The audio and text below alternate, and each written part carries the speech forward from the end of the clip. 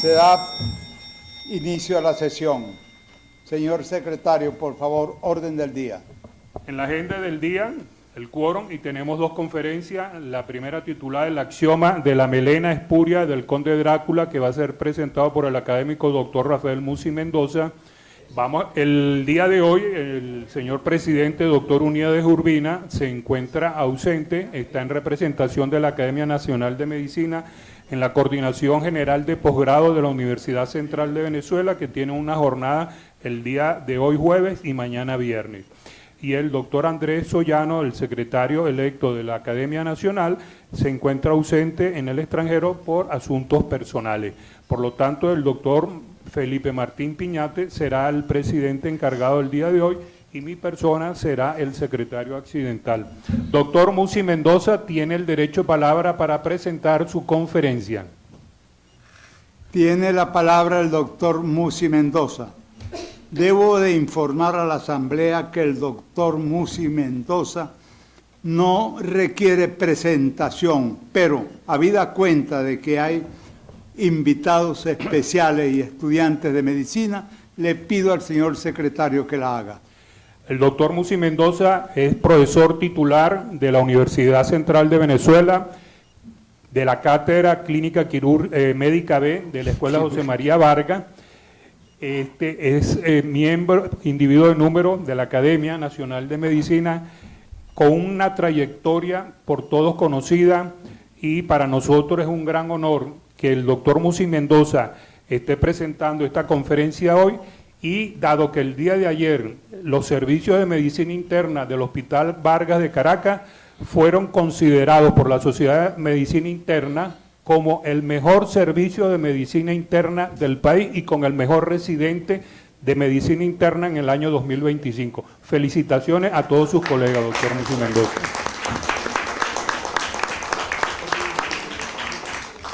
Tiene la palabra el doctor Musi. Bueno, buenos días para todos. Gracias por darme el derecho de palabra al presidente encargado y el secretario encargado. Mi tema tiene por nombre La melena espuria del conde Drácula.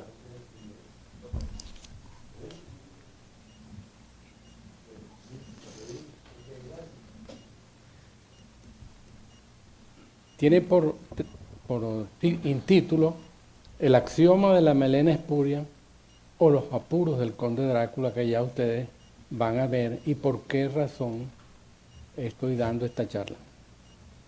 Es una tragicomedia en 5 inhumanos actos.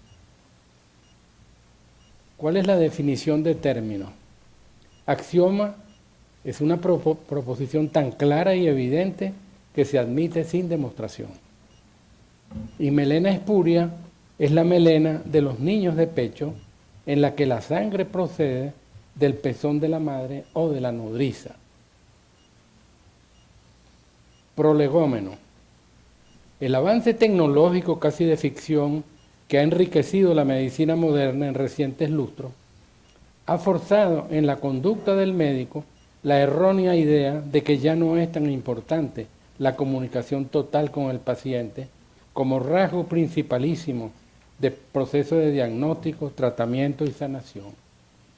El magnetismo casi misterioso que ejercen en nosotros los médicos las múltiples técnicas e instrumentos maravillosos de que disponemos, que casi que nos permiten practicar una autopsia en vida del cuerpo de enfermo, nos ha compelido, extasiado, a relacionarnos con ellos en forma servil e irracional, y a olvidar la anamnesis, ese proceso de recolectar datos, conocimientos a un paciente, su familia, previas residencias, experiencias y sensaciones anormales o actos observados por el enfermo o sus cercanos, con fecha de aparición y duración, así como también los resultados de algún tratamiento.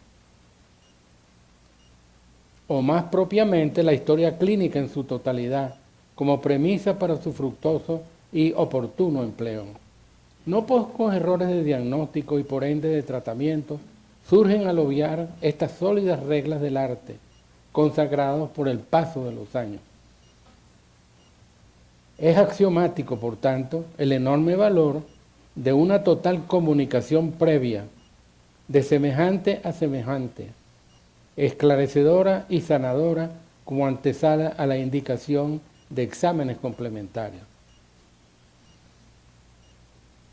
En la superstición popular, un vampiro, ente chupador de sangre, es el alma en pena de un criminal, hereje o suicida, que abandona su sepulcro durante la noche y, adoptando la forma de un murciélago, sale a clavar sus filosos colmillos en el cuello de sus víctimas para absorber su sangre.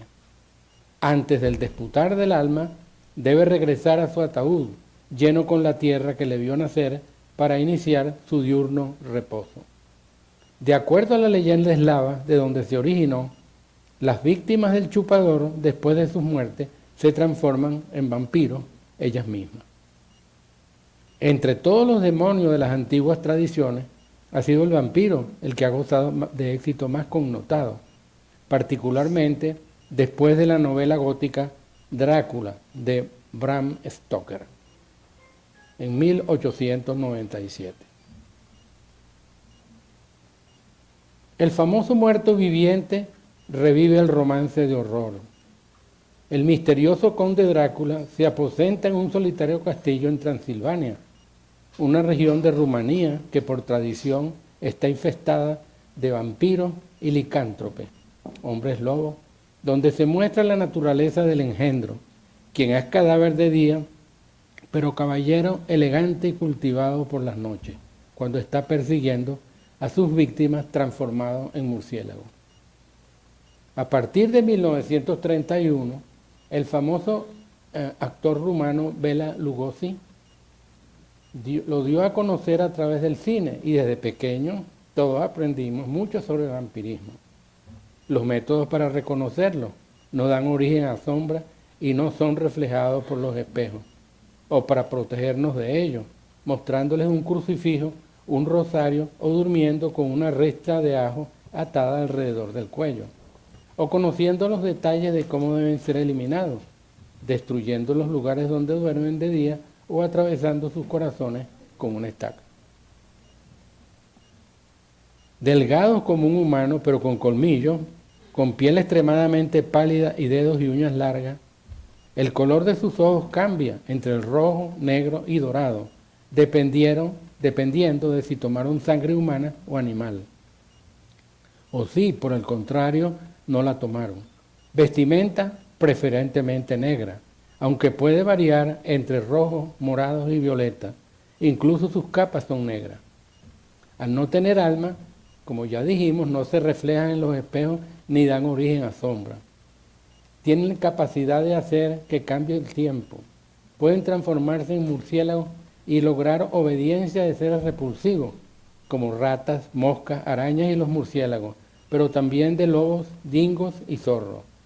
Permanecen eternamente jóvenes con la edad que tenían al momento de ser convertidos.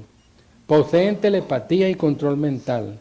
Están adornados de mucho talento y de una fuerza sobrehumana y velocidad sobrenatural, capacidad para convertirse en animal o niebla. Pierden facultades durante el día.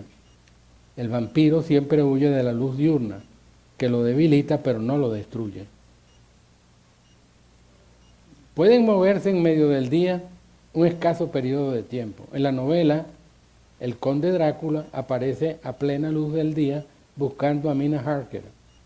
Duermen en el interior de un ataúd sobre tierra traída de su lugar natal. Beben sangre humana como único alimento y convierten en vampiros a quienes asesten su mordedura fatídica o bauticen con su propia sangre haciéndolos beberla. Si únicamente somos mordidos, no nos transformamos en vampiros. Se les puede mantener a raya con crucifijos, ristas o flores de ajo. La sagrada forma consagrada y agua bendita, pero para que muera realmente se le ha de clavar una estaca en el corazón o se le ha de decapitar. Van Helsing menciona que si cuando el íncubo está dentro del ataúd se coloca una rosa sobre la tapa, no podrá salir. Entiendo que se sientan confundidos. ¿Qué tiene que ver el infame personaje de Stoker, el conde Drácula, con algo tan innoble, repugnante y maloliente como unas heces ennegrecidas? Pues bien, el relato fabulado que ustedes presenciarán, escrito sin ánimo de hacer mofa de especialidad médica alguna, es una crónica satírica, abundosa en exageraciones e implícitos mensajes que únicamente desea exaltar la importancia del saber escuchar, para que en nuestro evolutivo devenir de curadores integrales alcancemos a ser efectivos y confiables, historiadores de nuestros pacientes, lo que sin lugar a dudas redundará en beneficio inconmensurable para ellos y nos gratificará a nosotros en la forma de vivencias crecedoras. Sin más preámbulos, les contaré aquella parte de la historia que jamás fue contada. Acto 1. El ennegrecido hallazgo. Siendo ya notoria la fama del conde Drácula, entre las núbiles residentes de los numerosos villorrios de la brumosa Transilvania, aquellas que entre suspiros de deseo y meaculpas de mentira se debatían en la duda de qué hacer, de encontrarse en la noche intempesta y cara a cara con el lívido y libidinoso personaje, ocurrió que cierta noche, en una de esas furtivas incursiones que seguían al venimiento del ocaso y luego de un provechoso periplo por una comarca abundosa en jugosas doncellas, sintió el señor conde urgentes movimientos abdominales y ruidos de tripa, indicación inequívoca que debía dar del cuerpo, y de inmediato. Nerviosamente miró en derredor, divisando a no pocas varas de distancia una tapia no muy alta, donde al resguardo de miradas indiscretas se permitiría satisfacer su tan humana como desesperada necesidad.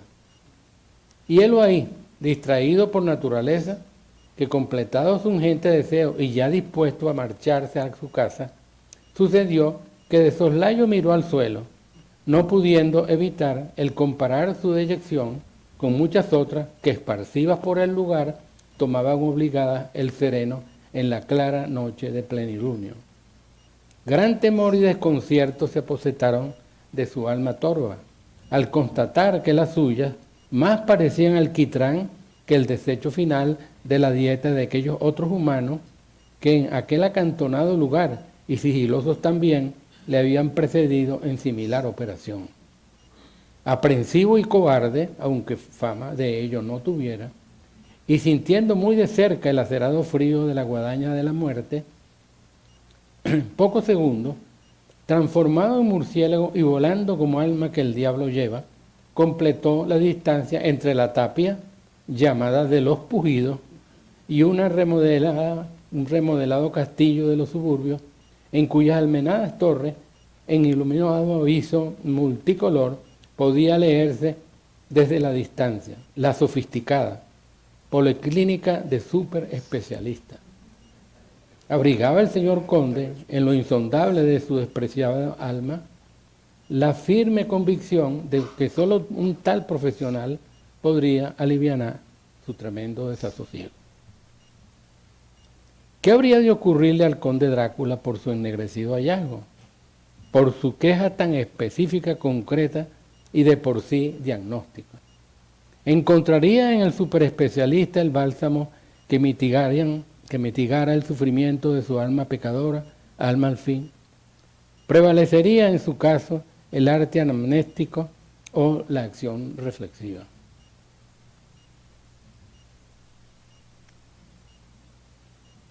Acto 2. El incubo es repetidamente mancillado. En el acto 1 exaltamos el valor semiológico de la melena. Jueces de color negro por la presencia de sangre digerida originada en el esófago, estómago o primeros tramos del intestino delgado. Además, enfatizamos la importancia de la comunicación y del saber escuchar en la relación médico-paciente, como paso previo e inaplazable a la indicación de exámenes complementarios que, en su ausencia, pueden crearle al pobre enfermo más problemas que beneficios. En el mismo acto 1, por un albur del destino, el conde Drácula, en las adyacencias de una tapia llamada de los Pujidos, había comparado sus heces ennegrecidas con las de otros humanos que habían defecado previamente a él. Su sorpresa y terror habían sido tales que lo encontramos movilizándose hacia un modernizado castillo devenido en sofisticada clínica de superespecialistas. Continuemos pues nuestra verídica y penosa historia. Transmutado en murciélago y cortando raudo la pesada bruma en la denegrida noche transilvana, el señor conde se lamentaba de su suerte, tan bien que la había pasado durante tantos siglos. Había paladeado sin número de sangres diferentes, el gustillo suave y perfumado de las mozuelas saludables, el melífero sabor de las diabéticas, el toque de amargor de las despechadas, el bilioso acento de las inquinadas y hasta el inconfundible saborcillo a orina de las urémicas. Parecíale como si su disoluta biografía estuviera a punto de culminar, y él no estaba preparado aún para ello. Miles de preguntas se agolpaban en su mente depravada ante la situación de su condición de poco observador y distraído le había deparado. ¿Por qué negra? ¿Por qué tan diferente? ¿Por qué tan fétida? Y así, como ya transformado en gente, llegó jadeante ante una oficina del remodelado Castillete, donde según rezaba en una fina placa de cobre pulido fijada a la pared, despachaba el doctor Tura, superespecialista en estómago, apéndices y aledaños.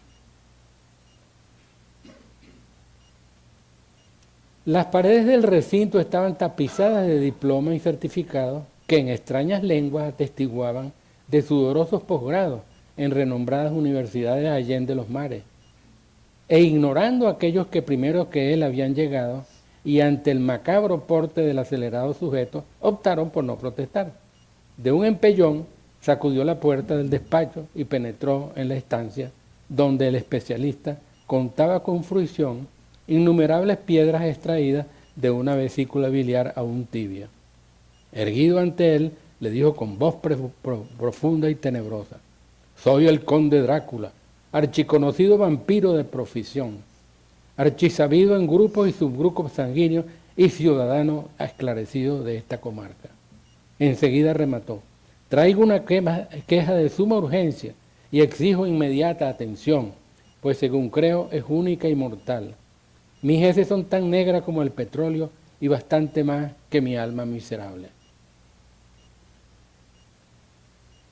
Al oír tan conocida queja, proferido por el larguirucho y desconocido sujeto, los ojillos del cejijunto superespecialista fulguraron, así que de inmediato le respondió decidido y tajante: «No me diga más nada, a quien tanto ve con un solo ojo le basta, dé su caso por resuelto, ya yo sé lo que usted tiene». Comenzaremos a revisarle sin preámbulos y sobre la marcha, pues todo lo demás es tan solo pérdida de mi precioso tiempo. Me regiré por un acabado plan de estudio o protocolo que en forma por demás rigurosa seguíamos en casos tales como el suyo en la computarizada universidad, la quinta esencia de la modernidad, donde realizara mis últimos estudios de perfeccionamiento. Pero, dijo Drácula, tratando de que le oyera previamente, cuando fue interrumpido en seco por su interlocutor, quien a su vez le dijo, clavando sus ojuelos iracundos en los suyos perversos: «No diga una palabra más, que de súbito le examinaremos de cabo a rabo». Al tiempo que pensaba para sí: que quemo mis ambicionados títulos y certificados si no hay un vaso sanguíneo manando sangre en el tubo digestivo de este parroquiano, entre la boca y su antípoda. Pero, balbuceó Drácula otra vez, mas por segunda y última ocasión le atajó el curador en tono casi rugiente: «Nada de pero, vaya quitándose la capa, el chaleco, los pantalones y los calzoncillos, que sin tardanza hemos de comenzar por el último de los mentados». «¿Por qué comenzar tan bajo? por donde la causa casi seguro que no estaba. Nos preguntamos. Simplemente línea de partido. Había que actuar en sujeción al protocolo. Drácula, hombre ilustre y enterado, pensó, aunque extrañado, que la anamnesis era definitivamente cosa de tiempos pasados y que debía seguir las convicciones del otro. Y créanme, que nada tan denigrante para el señor de la maldad y amo de las tinieblas fue verse adoptando aquella ignominiosa posición disque de plegaria mahometano que le dispuso el exclusivista, él cuyos clerófobos labios jamás habían pronunciado ni una oración ejaculatoria. Ahora estaba allí en tan grotesca postura, en 4 patas, cabeza abajo y ancas arriba.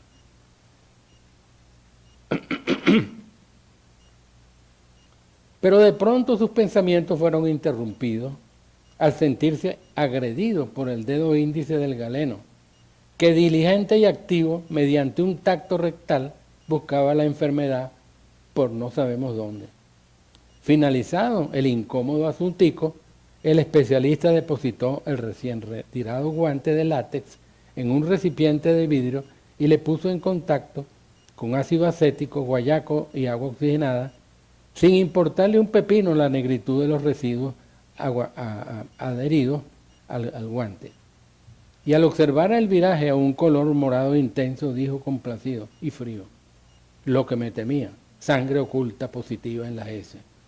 Y sin pestañear ni dejar pestañear al macilento vampiro, le introdujo con dolor de su alma y de un solo golpe, macerado por el tino y la experiencia y por donde precisamente el coxis pierde su nombre, un rectosigmoidoscopio rígido hasta la marca de 45 centímetros, oyéndosele decir triunfar: cerca de media vara. Su instrumento, un cilíndrico metálico hueco, con luz propia, le permitiría ver los últimos tramos del colon descendente, el sigmoide y el recto. Sacudido como fue por tan bajo golpe, Drácula para sí pensó que sabía que podía ser abatido si se le clavaba una estaca en el centro de su negro corazón, pero nunca había llegado a imaginarse que tuviera que morir en tan ofensiva posición y sobre todo de manera tan vil, atravesado de a por detrás y sin prevención alguna. Mas nada de eso ocurrióle. No profirió alarido alguno, seguía vivo y con el raciocinio intacto. El espejo que estaba frente a la camilla de examen no reflejaba la imagen del señor conde, así que el instrumento se veía como suspendido en el espacio. Pero tan ocupado y ciego ante los hechos, el exclusivista estaba, que solo buscaba un vaso sanguíneo roto en el cual echarle las culpas y poder fulgurarlo con su potente disparador de rayos láser. Dejemos por un momento a Drácula solo con su doctor y volvamos más tarde. Meditemos sobre cuántas veces nos hemos ido de bruces a realizar exploraciones irracionales, sin haber siquiera escuchado lo que el enfermo quiso decirnos, o lo que debimos haberles preguntado. Mea culpa. Acto 3. Drácula es abandonado al exceso de técnica.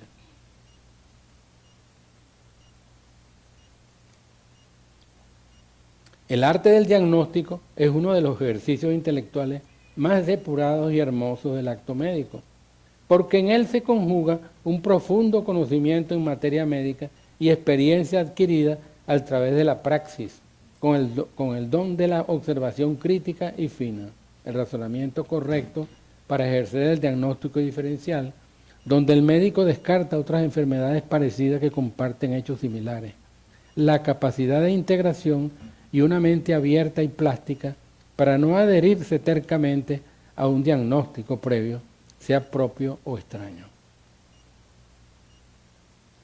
En los tiempos actuales, y por los progresos tecnológicos que nos vienen fundamentalmente de Norteamérica, ya pareciera estar de más o de modé enseñar a los alumnos a usar su inteligencia y conocimientos para hacer diagnósticos.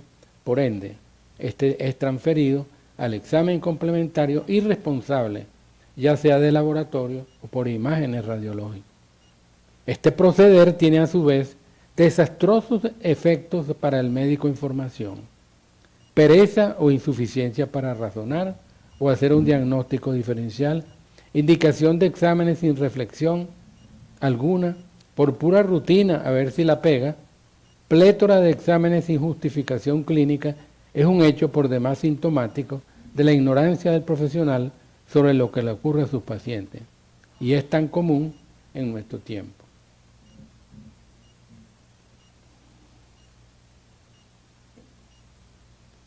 Dejamos al protagonista de nuestra sátira, el conde Drácula, en posición genupectural o de plegaria mahometana, y con un recto sigmoidoscopio rígido in situ, con el que buscaba por donde seguro no estaba el origen de la melena o heces ennegrecidas por presencia de sangre digerida.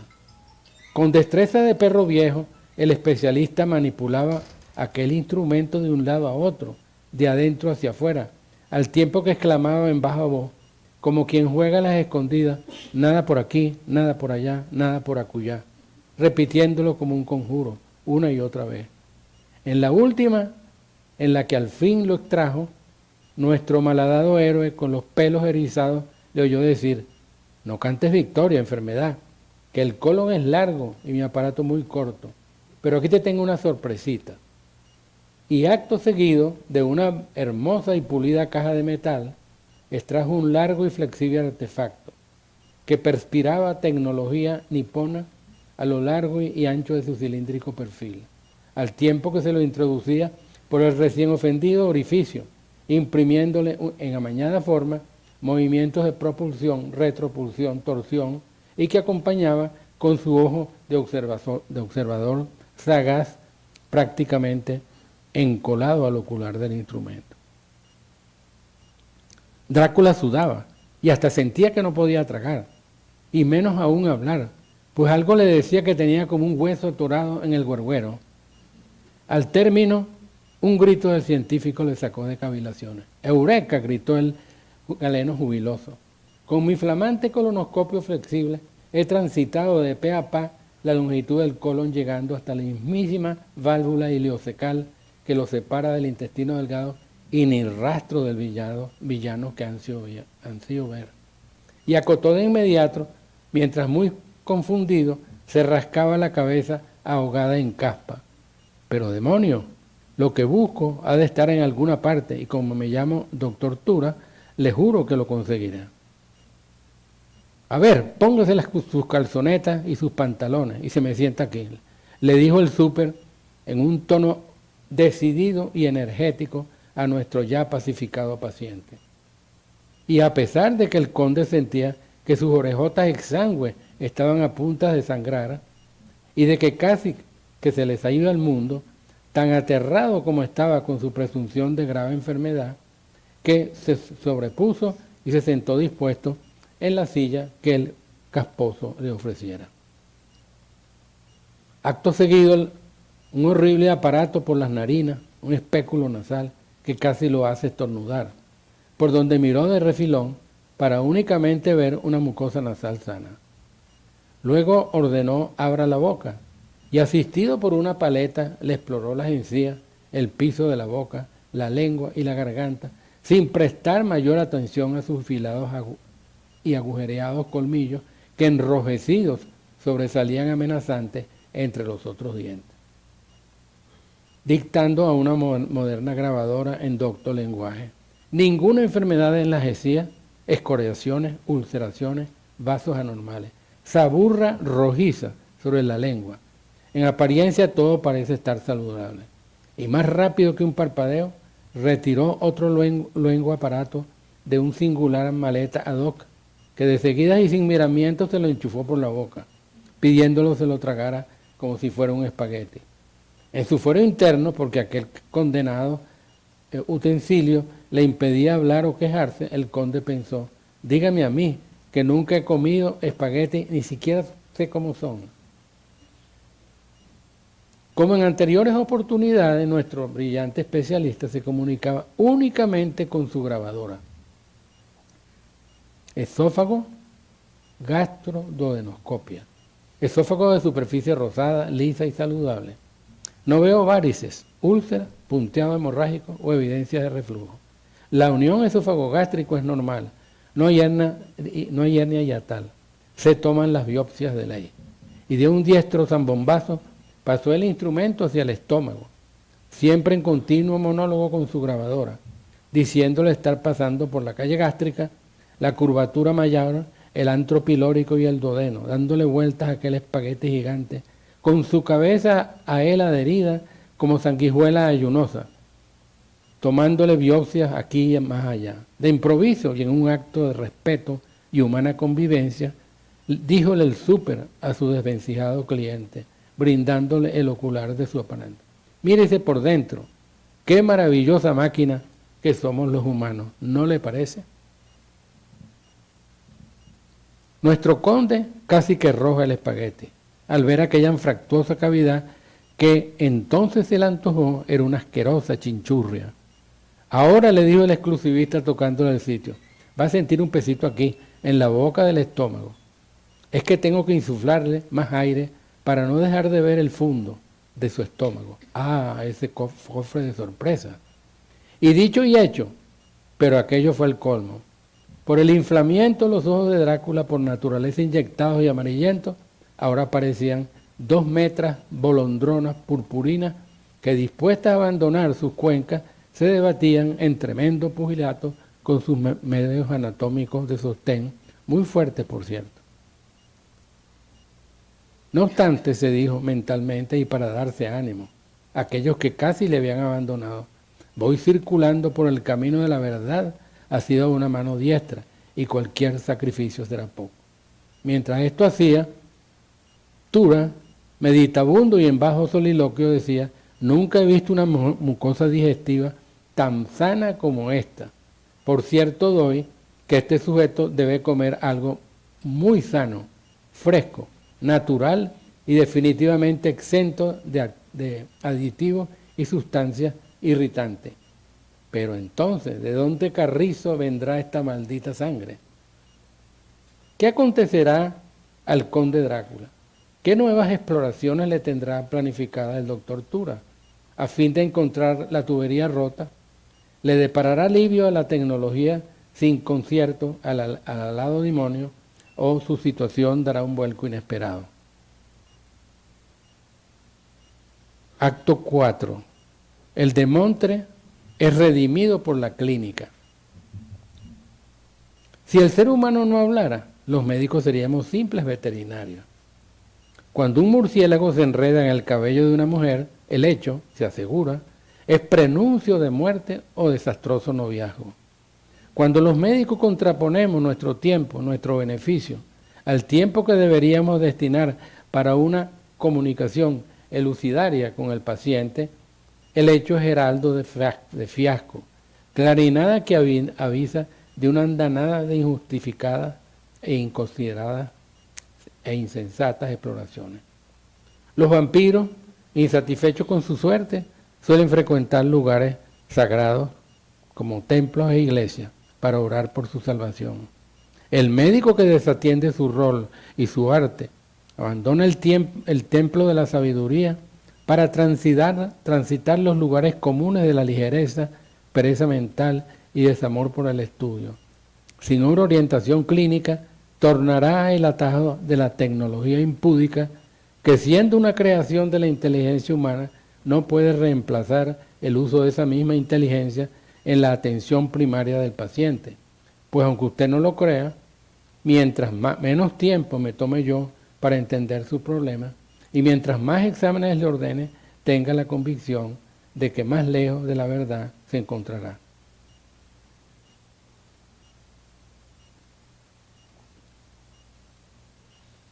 Porque la correcta interpretación de un examen o procedimiento específico solo será posible si se correlaciona con los hallazgos de aquella para la cual no hay sustituto, la historia y el razonamiento clínico, y si los resultados de los complementarios estuviesen en contradicción con las manifestaciones clínicas, al cesto de la basura con ellas. Hasta ese momento, el pobre Drácula ha sido invadido repetidamente por un tecnicismo errático. Su médico tratante, el doctor Tura, un superespecialista avesado en complejas técnicas, Ha ignorado la anamnesis, el arte de hablar y observar a un paciente, indagando sobre su vida, enfermedad y por tanto no encuentra el motivo de su melena o heces alquitranadas. Le habían dejado con el endoscopio introducido en el tubo digestivo superior, donde nada anormal había encontrado, pero todavía seguía pensando que en algún lugar, tal vez en su imaginación, se encontraba un vaso sanguíneo dejando escapar sangre. Así que, turbado y sin perder la compostura, retiró el bicho aquel de la humanidad en un Drácula ya reducido a piltrafa, e ignorando que su entecada figura no originaba sombra. Le dijo ceremonioso: ya puede irse, mi querido amigo, por hoy hemos terminado. No he podido identificar aún el origen del mal que lo acogota. Sin embargo, mañana le realizaremos la segunda etapa del plan de estudio que nos hemos propuesto. Vale decir, un no invasivo ecosonograma abdominal, una simple coledoscopia transpapilar y eventualmente una laparoscopia, para con este periscopio mirarle la barriga del lado adentro con biopsia dirigida donde fuese menester. Ah, y una resonancia magnética abdominal, el Benjamín de la tecnología, y que por cierto ya ha arribado a esta su casa, y con el que veremos sus átomos de hidrógeno interactuando con un campo magnético y reconociendo de una vez por todas a ese malandrín llamado melena. De por seguro que desentrañaremos el misterio, pero ahora pase por donde mi secretaria y bájese. Quiero decirle, por favor, sáldele 100.000 bolívares por concepto de libre acceso a mis experimentadas manos, por consumo de compuestos de alta energía por las neuronas de mis lóbulos frontales y por el uso, deterioro, depreciación de mi sofisticado instrumental japonés de a dólar innombrable. Drácula, que no acostumbraba a llevar en su alforja tan abultada suma de dinero, no tuvo más remedio que recurrir a la tarjeta de crédito dorada. Afortunadamente, la superclínica estaba afiliada a ello. Abandonó el lugar cabizbajo y todavía turulato por el efecto de las 2 preanestesias que llevaba entre pecho y espalda. Pero todavía peor, más aterrado que después de su casual descubrimiento allá en la tapia llamada de los Pujidos. Mascullando su amargura, pudo oírse la voz de su doctor, que sacudiéndose la caspa gritaba: el que siga, vaya quitándose los calzones. La ciencia médica no había podido hacer nada por él. Moriría como un vulgar mortal con esa enfermedad que tiñe las heces con el color de la noche, pensó. En el camino se topó con una curvilínea lugareña. Para ser más exacto, una morena de ojos verdes, caderas insinuantes y minifalda ajustado, quien le hizo ojitos y otras carantoñas que él, tan abatido como estaba, no alcanzó a reparar. Y créanme que hasta unas náuseas irrefrenables se apoderaban de su inmundo ser al solo evocar una femenina figura. Así sería su congoja, que hasta había perdido su ancestral apetito. A su retorno al castillo, ansiosa le esperaban su legión de cloróticas concubinas, alineadas en estricto orden jerárquico y dispuestas a recibir su chupada de rigor. Pero qué desconcierto y tristeza todas mostraron al ver tan perturbado a su amo y señor, quien inmutable y por primera vez en centurias pasó directo a su recámara sin siquiera tomar aquel su acostumbrado refrigerio de la aurora. Y allí, en las tinieblas, permaneció casi todo lo que restaba de aquella larga noche, inclinado sobre su siempre fiel sarcófago, con sus huesudas manos hundidas en la desgreñada cabellera, rumiando su inoxidable destino. Pero al fin pudo verbalizar la horrible verdad que se atosigaba en su garganta, aún maltratada por la reciente intromisión tecnológica. La favora de su afecto conoció de ella.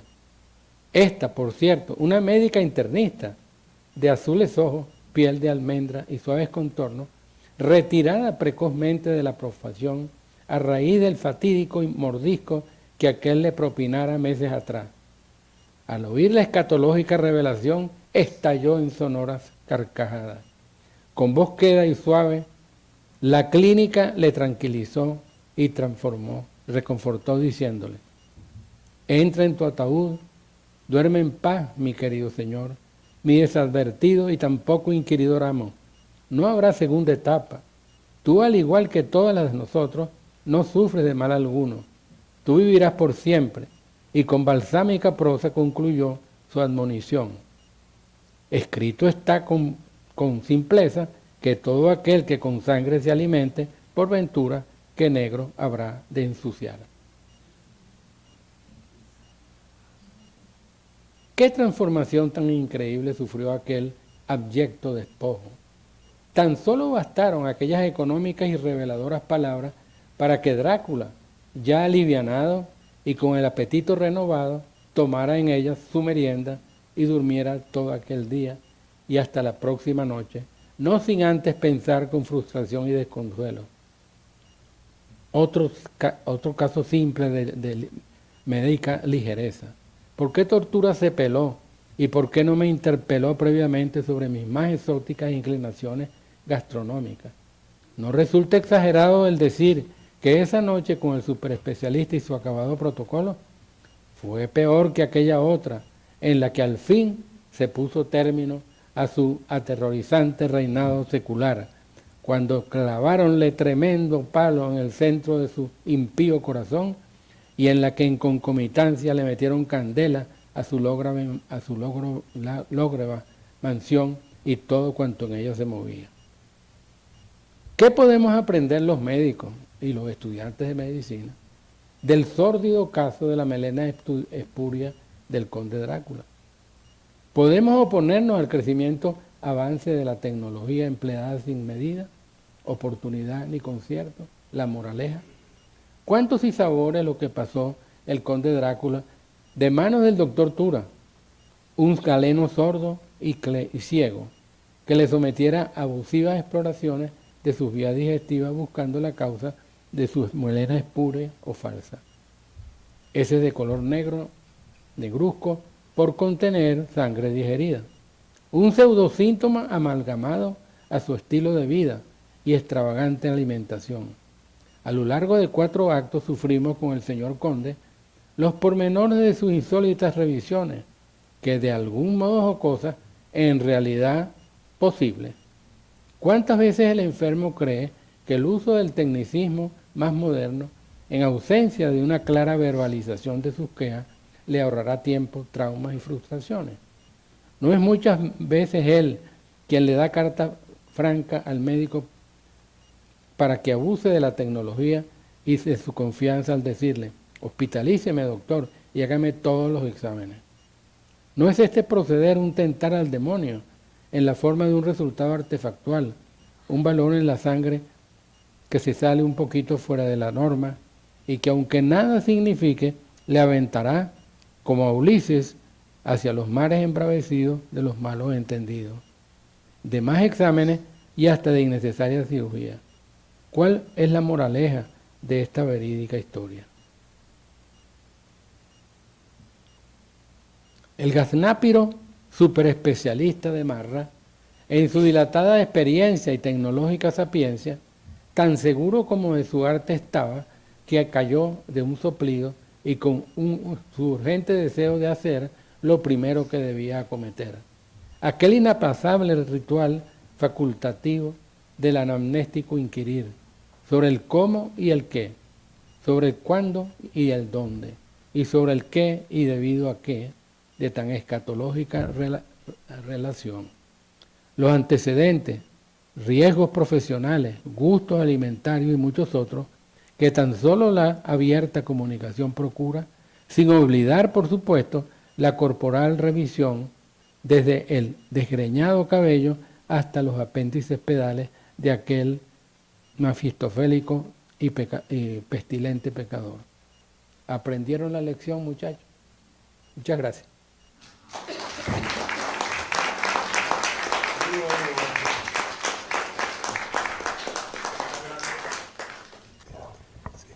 el doctor Omar Reyes, vía Zoom. Doctor Reyes tiene la palabra.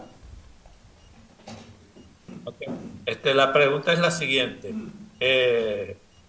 El umbral de la anamnesis versus la incertidumbre del conocimiento. Muchas gracias y felicitaciones nuevamente al maestro Musi por su excelente presentación. Gracias por concederme la palabra. José Ramón Poleo, vía Zoom, doctor. Doctor Poleo tiene la palabra. Gracias por concederme la palabra. Realmente simpática, interesante la historia en 5 actos que nos ha relatado el doctor Musi.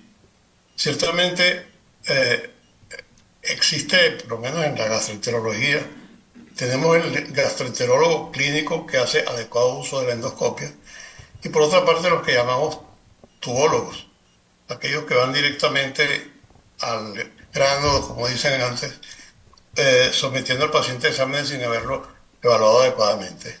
Ciertamente este doctor Tura, que relata el doctor Musi, formaba parte pues, de esta serie de tubólogos y se salvó de que, sin embargo, solamente le quedó sin explorar todavía el intestino delgado. Posiblemente no contaba con las técnicas que tenemos ahora, como son la cápsula endoscópica y la enteroscopia, en la cual prácticamente no hay un segmento del aparato digestivo que nosotros no podemos alcanzar.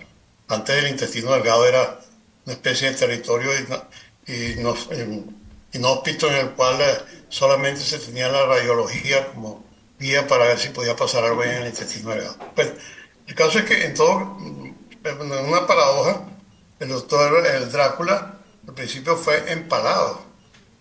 Como empalado era el nombre que tenía el conde Vlad Drácula, que fue el de quien se origina toda esta leyenda. Vlad Drácula, eso fue en la mediados del siglo XV, era gobernador de Valavia, que era lo que es la Romania actual. Y entonces se destacó por su fiereza y la crueldad con que atacaba a sus enemigos empalándolos. De manera que Drácula ahora pues sufrió simplemente le dieron de su propia medicina. Muy interesante y ciertamente la moraleja es esa. Usted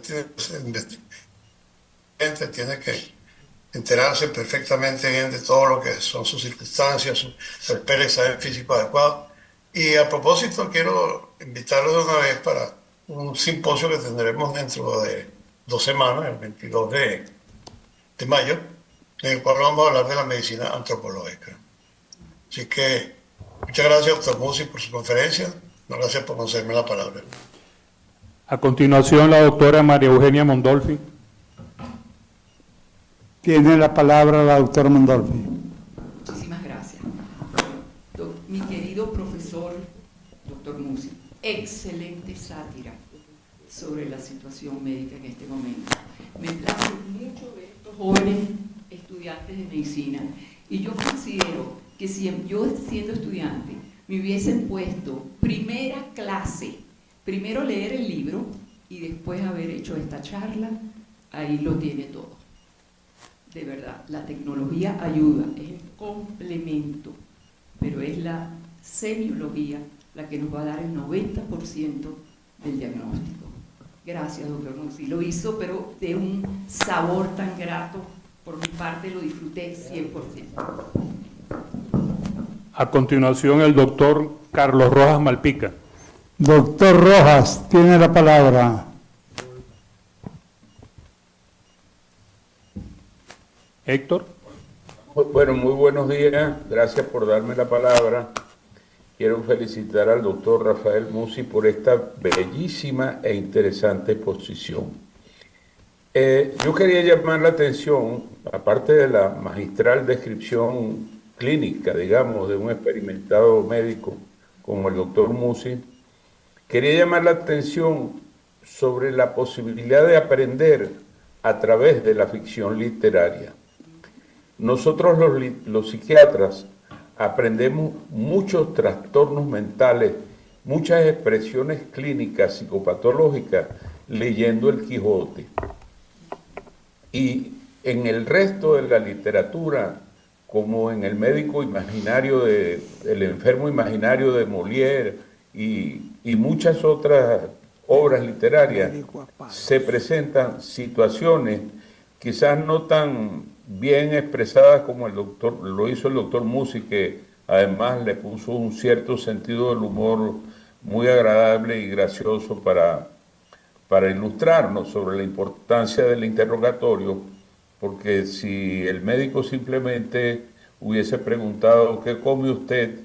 Y el conde Drácula le hubiera dicho, bueno, yo como gente, o por lo menos que como morcillas a menudo, la situación se hubiera, digamos, obviado muchos de esos exámenes molestos y desagradables, pero no es así. En todo caso, renuevo mi felicitación al doctor Musi, de nuevo doy las gracias por darme la palabra y reitero que también en la literatura universal se puede aprender clínica. Por ejemplo, los grandes autores, los grandes clínicos españoles escribieron sobre casos clínicos de la literatura. Por ejemplo, Gregorio Marañón fue un gran autor que se dedicó a esas cosas. Y yo felicito al doctor Musi por retomar esto, porque es una tradición dentro de la medicina y tiene muchísima importancia no dejarla a un lado. Muchas gracias por todo. A continuación, el doctor Rafael Romero. Doctor Romero, tiene la palabra. Gracias, señor presidente, y gracias, señor secretario, por concederme la palabra. Me uno a las felicitaciones de la exposición del doctor Musi, muy inteligente esta manera de recordarnos que la anamnesis, la inspección y el examen físico son primordiales. En esta época tecnológica de tantos recursos y tantos avances siempre complementarios, solemos caer en la idea de pedir exámenes para ver qué tiene el paciente. Eso por supuestamente que es errado. Pedir exámenes son para complementar o para confirmar diagnósticos. Hoy estamos inmersos en perfiles de todo tipo y estudios imageneológicos amplios y detallados, pero si no comenzamos por el principio que creo que usted puso, nunca sabremos qué tiene. Otro punto que a mí siempre me llamó la atención es ese concepto de los pacientes. Pídame todos los exámenes. Yo hasta ahorita no sé cuáles son todos los exámenes. Puede ser casi infinito. Gracias. A continuación, la doctora Luisa Peña. Doctora Peña, tiene la palabra.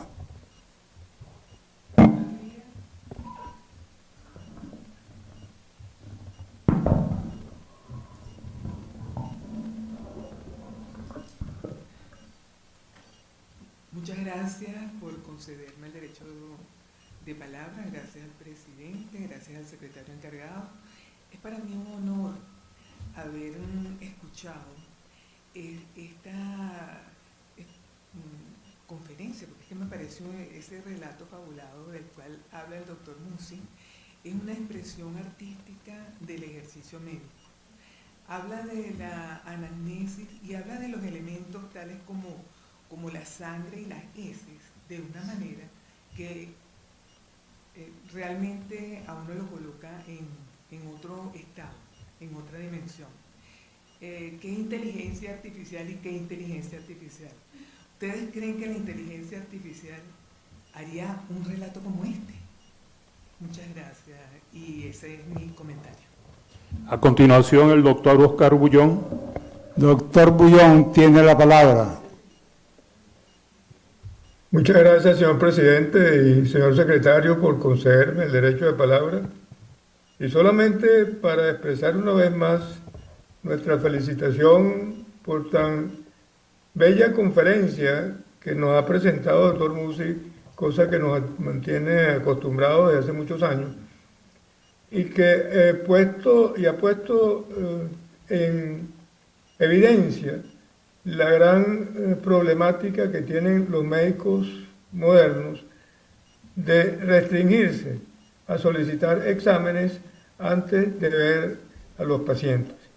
De ahí vemos que uno consulta con un médico y el médico está más pendiente de lo que está poniendo en la computadora que preguntarle a las personas qué lo trae o qué le pasa, cuáles son sus antecedentes y hacer una anamnesis correcta. Está solamente para indicar una serie de exámenes, como diciendo, señores, necesito que me digan qué tiene este paciente para yo poder darle el tratamiento, en lugar de hacer una evaluación integral y una evaluación completa, incluyendo el interrogatorio del paciente. Y eso viene en parte, fundamentalmente, por la enseñanza en los estudios de medicina. Hemos observado, por lo menos aquí en Costa Rica, donde estoy actualmente, que los estudios de medicina se llevan a cabo más a través de computadoras y a través de simuladores que del contacto con el paciente. Por ejemplo, me llamó la atención que un nieto que está estudiando medicina aquí, las clases de semiología eran online. Yo no sé cómo online le pueden enseñar al paciente cómo respirar para tocar el hígado o toda cualquiera de las manifestaciones que puede tener el paciente cuando uno lo aborda directamente. Entonces, ha puesto el dedo en una de las problemáticas más importantes que tienen la evaluación de los pacientes. Quizás una de las diferencias que tienen los médicos venezolanos cuando van a otros países es que aquellos que se formaron en la época donde la anamnesis, la semiología y el interrogatorio y la relación médico-paciente eran importantes, ejercen esa medicina en estos países muy a diferencia de los que se desarrollan en ese momento, porque no toman en cuenta al paciente, no toman en cuenta lo que dice el paciente, no toman en cuenta los diagnósticos que le está dando el paciente, sino se rigen solamente por los resultados de unos múltiples exámenes que finalmente quizá ni siquiera ellos le va a dar la respuesta a la problemática del paciente. Así que muchas gracias, doctor Musi, por vamos a decir, este acto, estos 5 actos que le han recordado a todos los médicos y a los estudiantes de medicina la importancia de la semiología, del diagnóstico y de la relación médico-paciente. Gracias. Finalizamos con la doctora María de la Parte. Tiene la palabra la doctora de la Parte.